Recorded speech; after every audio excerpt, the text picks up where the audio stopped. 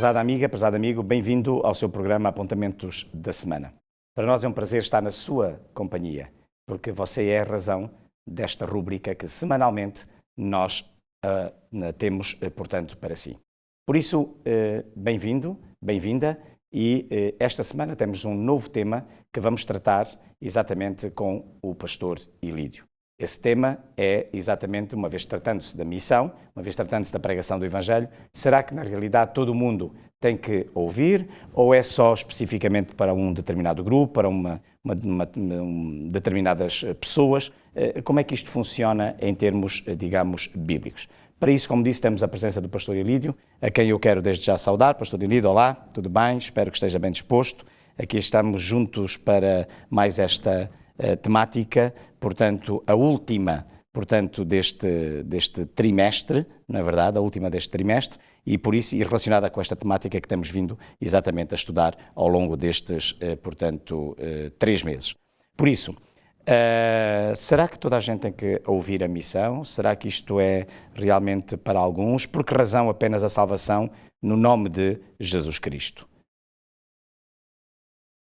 Que as pessoas podiam dizer, eu estou salvo, aliás, como é comum no protestantismo em geral, uma vez salvo, salvo para sempre.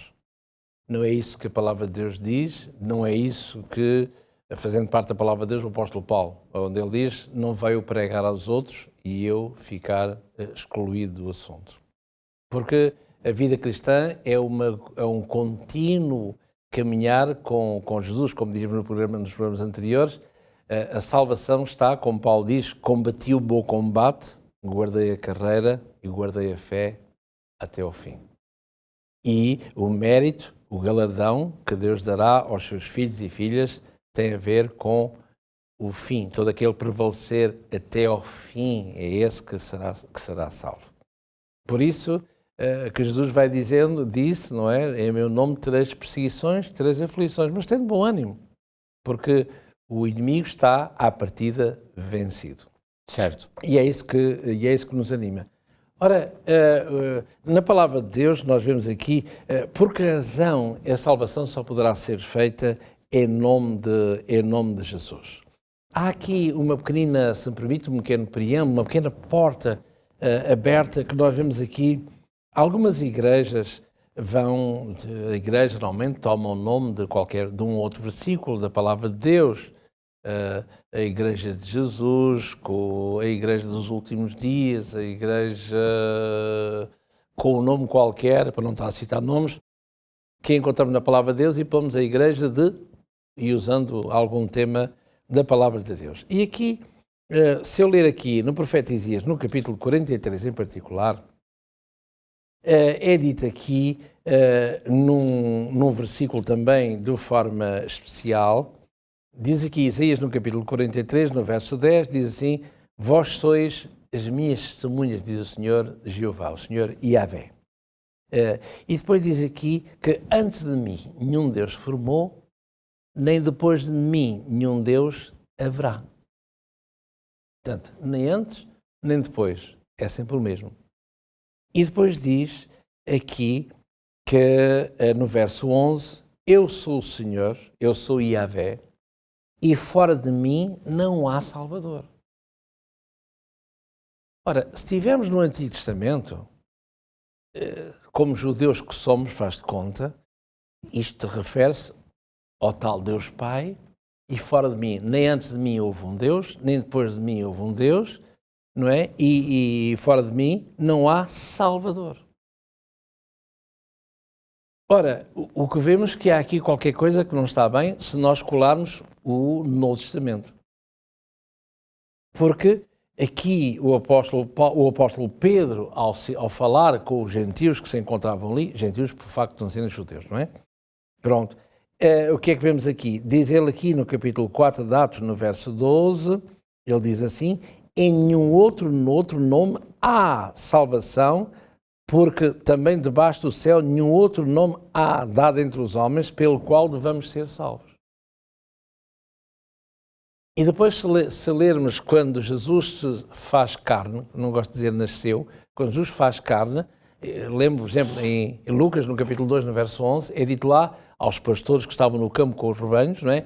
E da cidade de Belém, a cidade de Davi, não é? Onde nasceu aquele que é o Salvador, aquele que é o Cristo e aquele que é o Senhor. Portanto, o Soter, Salvador, o Cristo, o Messias, o ungido, o enviado, o eclético de Deus, e aquele que é o Kurios, aquele que é o Senhor, aquele que é o dono. Tem direitos acrescidos, senhoriais sobre nós, como um senhor tinha direitos totais sobre o escravo, o tal de vida suspensa. Portanto, se ele é o Salvador, este o Soter, não é? Aquele que salva, aquele que cura, da linguagem médica, ou na linguagem jurídica, se quisermos também, como é que é possível dizer-se no Antigo Testamento que fora de mim não há Salvador, não há salvação, quando Jesus chama a si que eu sou o Salvador e fora de mim não há Salvador. Eu sou o caminho, a verdade e a vida e ninguém vai ao Pai senão por mim. Eu não vou ao Pai por Maria, não vou ao Pai por António, não vou ao Pai por Joaquim, não vou ao Pai por um Gandhi, Mahatma Gandhi ou Luther King ou não importa quem. O único caminho, e Deus, Jesus falou com a autoridade que lhe é subjacente e ninguém revogou e nem refutou essa autoridade. Eu sou, peremptoriamente, eu sou. Não é? Eu sou o caminho, eu sou a verdade, eu sou a vida e ninguém vai ao Pai senão por mim. Portanto, o único caminho que há não é a igreja azul, verde e amarela, o único caminho que há é a palavra de Deus que vai delinear o caminho para cada um de nós, salvação, e esse caminho passa forçosamente e unicamente através de Jesus. Ora, e é por isso que nesse nome, e só nesse nome, há o Salvador, que é Jesus. Por exemplo, se nós virmos aqui, vou só ler um texto, se me é permitido, Antigo Testamento para comparar com o Novo Testamento. Se eu ler o profeta Ezequiel no capítulo 44, o que é que nós vemos aqui no capítulo 44 de Ezequiel? E há muitos destes textos, muitos mesmo, não é? Diz assim, verso 1, estando eu, então me fez voltar para o caminho da porta do santuário, ele sob visão, Ezequiel está a dizer isto, exterior, e que olha para o Oriente, a qual porta estava fechada. O Oriente, da porta de Jerusalém do Templo, que dá para o Monte das Oliveiras do Getsemane. E o Oriente tem a ver, e o Norte tem a ver com as coisas de Deus, não é? Porque o selamento vem do Oriente, Apocalipse capítulo 7, verso 4, não é? E Apocalipse 18, verso 3 e 4, portanto, o selamento vem do Norte, de cima, que é os pontos colaterais de Deus. Eu sentar-me na banda do lado do norte, onde Deus tem o seu trono. Satanás vai dizer isso em Isaías, no capítulo 14. Bom, e diz aqui, verso 2, e disse-me o Senhor, disse-me Yahvé, esta porta estará fechada, a porta dourada, que se nós olharmos, formos ao Israel de hoje, não é? A Jerusalém, fechada, e não se abrirá mais. Ninguém entrará por ela, porque o Senhor Deus, Yahvé Elohim, porque o Senhor Deus entrou por ela. Essa agora, eu se fosse judeu, e por isso, como ele entrou por ela permanecerá fechada, e até hoje continua fechada, a porta dourada, a célebre porta dourada, que dá de frente para o Oriente, que dá de frente para os Jardins das Oliveiras, ou Getsemane. Quem é que entrou por ela? Yahvé Elohim. Se eu fosse judeu, Yahvé Elohim entrou pela porta dourada, quando? Em que ano? Se ele nunca veio cá abaixo. Não é? E sem o Novo Testamento, eu não sei do que é que se passa aqui. Porque se eu ler no Novo Testamento, no livro, por exemplo, no Evangelho de Marcos, o que é que eu vejo aqui? Vejo aqui algo de tremendamente importante. Diz aqui na purificação, a entrada triunfal de Jesus em Jerusalém. E muitos estendiam os seus vestidos pelo caminho, estou a ler Atos, Marcos no capítulo 12, verso 8 em diante, e disseram, Hosana, bendito que vem em nome do Senhor, bendito o reino do nosso pai Davi, que vem em nome do Senhor, Hosana nas alturas. E Jesus entrou em Jerusalém no templo.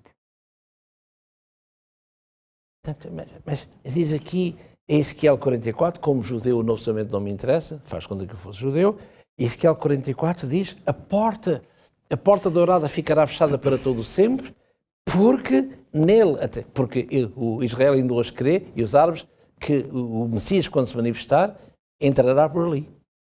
Portanto, ficará fechada, porque ali entrou quem? Yahvé Elohim, o Senhor Deus. Muito bem.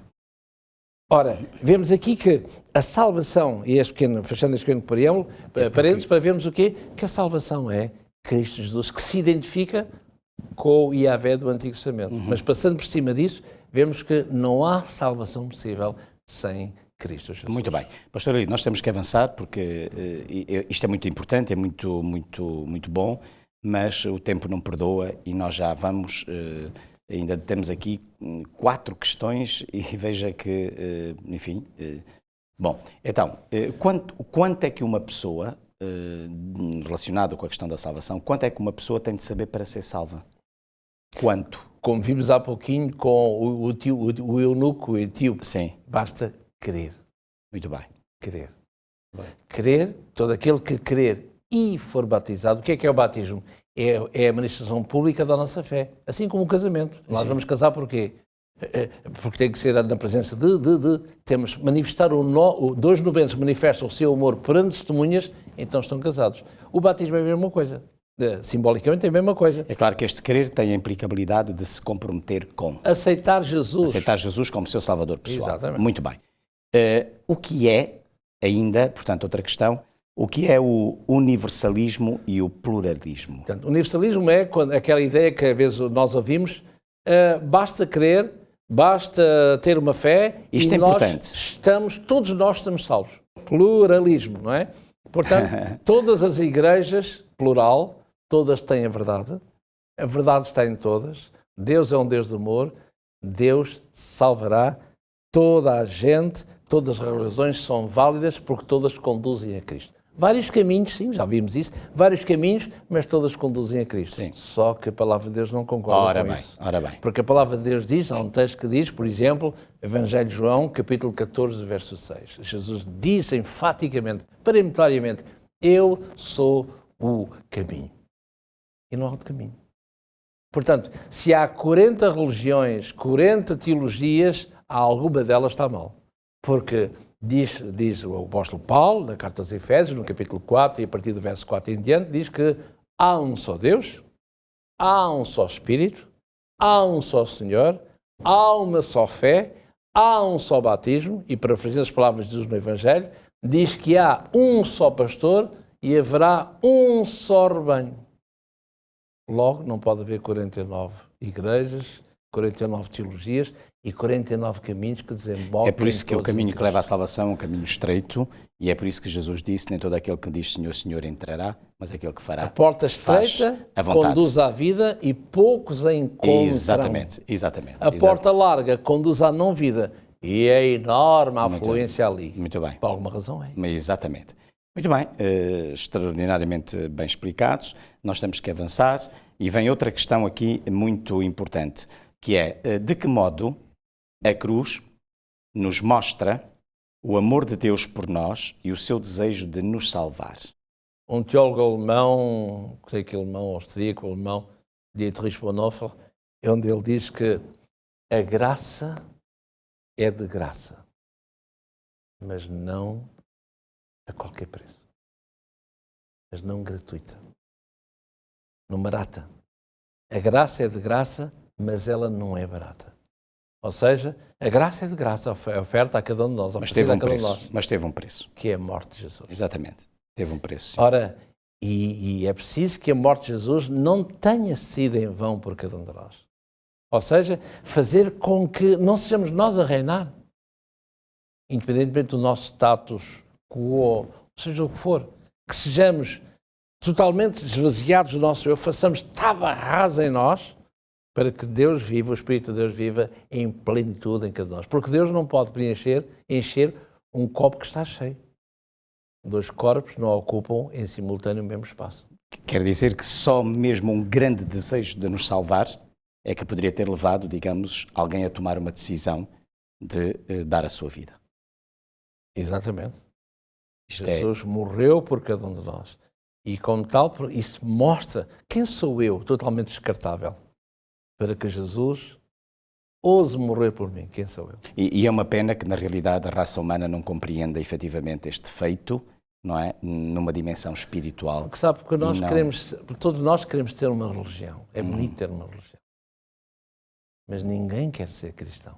Porque ser cristão, pastor, ser cristão implica mudança. Claro, claro. E ninguém quer mudar. É verdade. Queremos ter a nossa fé, vamos em romaria, vamos fazer uma peregrinação, vamos. Muito bem. Eu pergunto, por exemplo, é uma coisa que me faz impressão, com todo o respeito que merece, com certeza. Eu nunca vi um frade fazer uma romaria. Nunca vi um sacerdote fazer uma romaria. Independentemente, não vou discutir se é positivo, se não é, se é correto, se não é. Aos olhos humanos somente. Nunca vi um sacerdote andar de joelhos à volta naquilo que nós conhecemos em Fátima, na Capelinha das Aparições, andar desde cima até lá abaixo e fazer N voltas. Nunca vi. Será que esse homem ou mulher não tem pecados? Esquecendo tudo, só estamos a olhar o que os olhos carnais podem ver. Qualquer coisa que não está bem.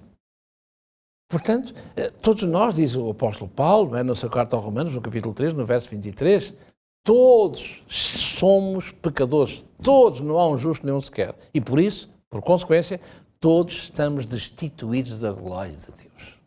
E como tal, se estamos nus, precisamos que alguém nos vista, como aconteceu no Éden. E não é com qualquer roupa que seremos vestidos, não é? Verdade. Precisamos das vestes da justiça de Cristo. Não é? Revestivos de Cristo. Sejais uma nova criatura. Despojai-vos do velho homem. E revestivos de Cristo para seres uma nova criatura, não em vós, mas em Cristo. E aí temos a salvação. Muito bem. Última questão, pastor Elídio. O apóstolo Paulo foi chamado para a missão. Outros homens, como vimos ao longo deste trimestre todo, foram chamados também para uma missão. E nós? Somos todos nós chamados para a missão? Mateus 28, 19 e 20. Isso sim, porquê? Mateus 28, 19 e 20. De graça recebeste, de graça dai. Todo o poder me é dado, disse Jesus, nesta terra, no céu, nesta terra.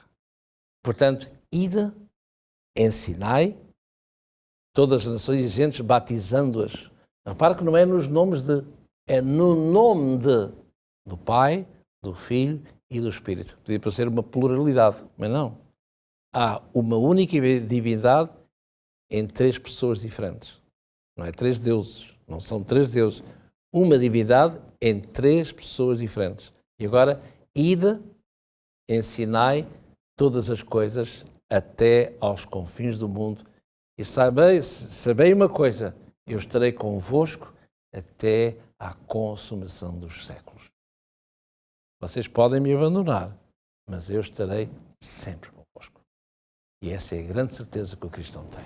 Muito obrigado, pastor Elídio, por estas explicações extraordinárias que nos ajudaram com certeza ao longo de todo este trimestre a compreender melhor, digamos, os diferentes assuntos, os diferentes tópicos, os diferentes temas que, portanto, nós tivemos semana após semana. Foi realmente muito bom e eu tenho a certeza que nos ajudou a compreender melhor o caráter de Deus e agora, obviamente, que somos convidados a comprometer-nos com este Deus que nos ama de maneira extraordinária. Assim, prezado amigo e prezada amiga, obviamente que também é para si este nosso desejo, no fundo, a nossa oração também. Portanto, a nossa proposta é que continue na nossa presença. Na próxima semana nós voltaremos a estar juntos com outro assunto, com outra temática, portanto, que iremos analisar e continuaremos a estar com o pastor Elídio, obviamente, portanto, a dar-nos estas extraordinárias explicações, ajudando-nos a compreender melhor este Deus que nos ama. Portanto, fique na nossa companhia, portanto, na próxima semana e deixe-nos dar-lhe um forte abraço, desejar as mais ricas bênçãos de Deus para a sua vida. Portanto, fique bem e até para a semana, se Deus quiser.